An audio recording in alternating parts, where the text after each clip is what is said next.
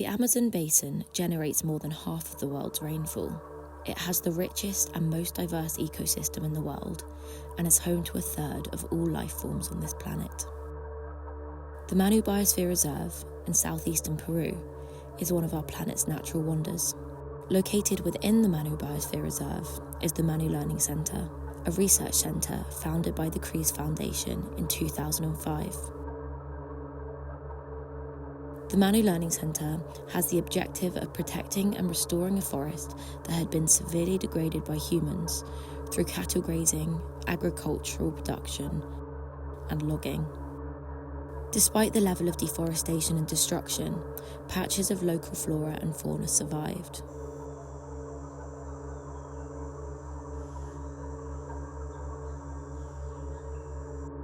Even as the Manu Learning Center was built, workers saw and heard the presence of parrots, macaws, hummingbirds, orioles, toucans, monkeys, and other animals. It is amongst this wildlife that we observed, in a group of cecropia trees, a female three-toed sloth, Bradypus variegatus, who we named Gavina.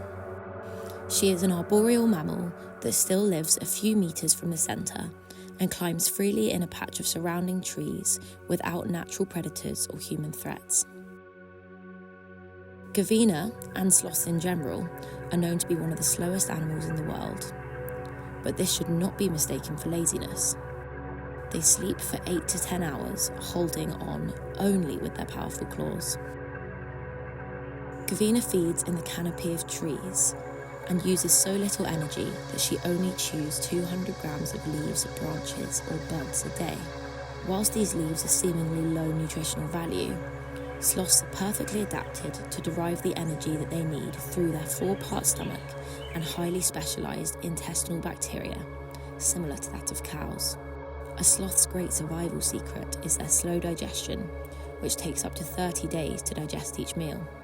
Usually, sloths only descend to dry land to defecate, where their manure serves to fertilise the soil.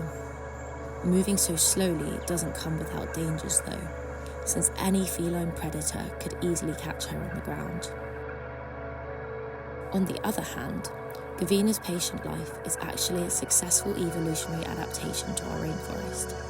She has a symbiotic relationship with a species of algae found only in sloths, where both the algae and the sloth benefit. The algae gets substratum and water in her fur, whilst providing her with camouflage, hiding her from predators. It has also been known that sloths have lots of moths that can live in their fur. Gavina is currently listed as least concern by the IUCN, facing threats such as hunting for the illegal wildlife trade and to be sold as meat and for medicine. However, deforestation and habitat fragmentation are the greatest threats to sloths, like all other wild animals in Manu. Deforestation deprives them of their food source and leaves them defenceless against predators in the resulting open spaces. In Gavina's case, the sparsity of trees has prevented a male from approaching her to mate also. From time to time she goes into heat and she can be heard calling from the trees, waiting for a male sloth. We hope soon that our work of 15 years protecting our private reserve will provide the natural conditions suitable for Gavina, our sloth, to achieve her ecological role on this planet, to have offspring.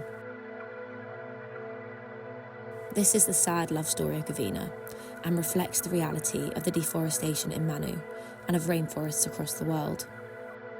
Unfortunately, the threats of destruction are even greater than all the effort we make to protect them. We are in a war against time. However, we continue to research the impacts of deforestation and educate both local and international people to become protectors of the rainforest. We hope to not only witness the natural regeneration of our site, but to also contribute to the care of all rainforests through our research and education at the Manu Learning Center.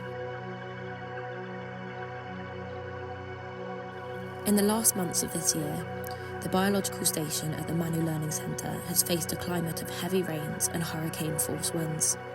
A lightning strike hit the tree where Gavina was, causing her to fall. Unaware until the next morning, we saw her still attached to the branch, huddled in a ball, motionless. It filled us with great sadness, and she seemed to be seriously injured and immobile. However, after some time of observing her, Gavina recovered and began to move to another tree, renewing our hope and filling our hearts with joy. It seemed that nature continues to challenge Gavina, because shortly after the first storm, the story repeated itself. Another storm with high winds brought down a second tree that Gavina was on, and once again, she demonstrated her astonishing resilience by recovering and moving to safety in another tree. We are delighted that Gavina's destiny is to be among us.